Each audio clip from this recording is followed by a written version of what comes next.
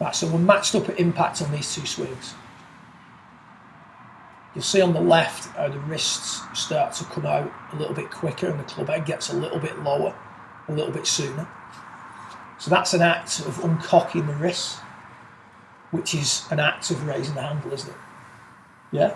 So the raising of the handle for you has started sooner on the left than it has on the right. Now I'd still like to see the wrist angles maintained a little bit longer on the right, which means coming into it you'd have to turn a little bit more so that you could side bend a little bit more, so the right shoulder would be a little bit lower to the ground, the chest wouldn't pull away quite as much, etc, etc. But there is less of what you're demonstrating on the left. Now, if you've, like I said before, if you've got a swing direction on the left, let's say it was about 4 or 5 degrees to the right, and your club face control was a little bit out because of that, and you would hit a lot of nice shots, occasionally block and hook it, okay? 4 degrees swing direction. We want an inline swing. Now, there's a lot of different ways you can make an inline swing. But what you've done is you've bent forward from the pelvis a little bit more at the setup, you've got your chin down a little bit more, you're trying to feel like you're turning through the ball a little bit more continuously, and you want the handle to be a little bit lower. So 4 degrees is not going to stand out massively on camera.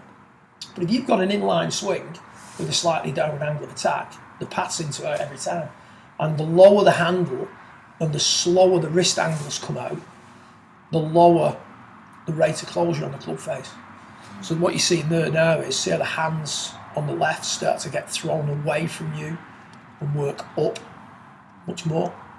You know, the rate at which that club is closing down and passing your hands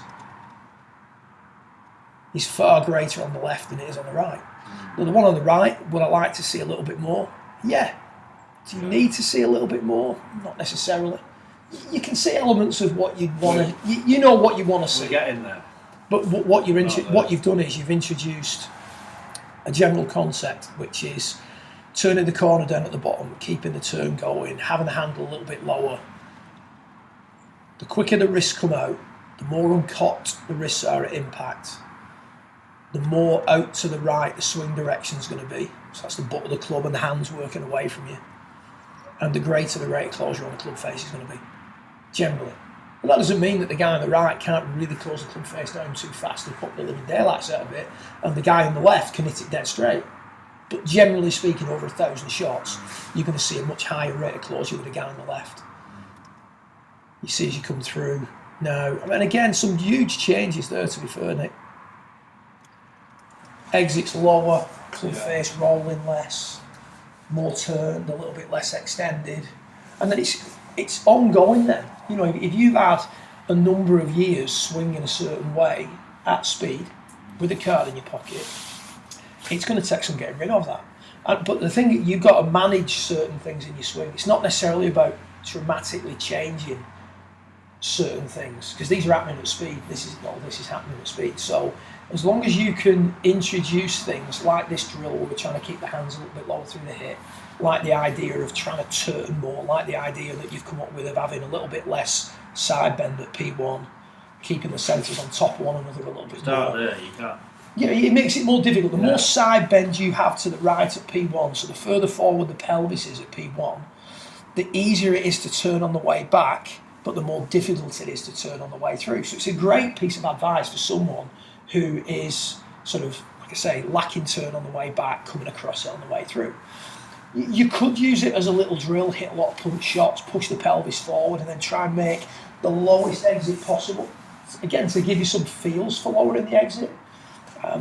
Personally, for me, I don't think it's as beneficial as this, because I think it's a little bit, again, you're setting up in a manner that isn't the way you're going to set up when you're on the golf course. Yeah. I want you standing the way you're going to stand out on the golf course, making the same backswing that you're going to make out on the golf course, and have something that encourages the club to be a little bit less in behind the hands at delivery.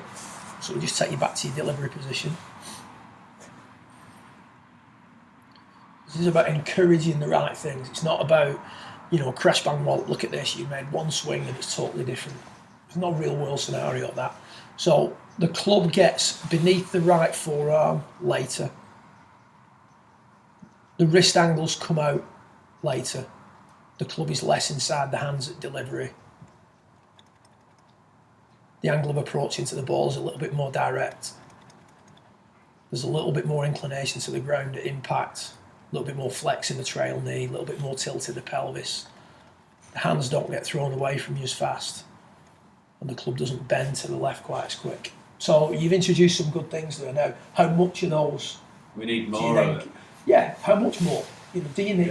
You might get to a point where the ball's doing exactly what you want it to do, and you look at it on camera, and you'd expect it to still be Nick, wouldn't you? You know, it's not going to look suddenly like a completely different player, and you're likely always going to look at this right-hand image in any comparison we make and think, I'd love a little bit more.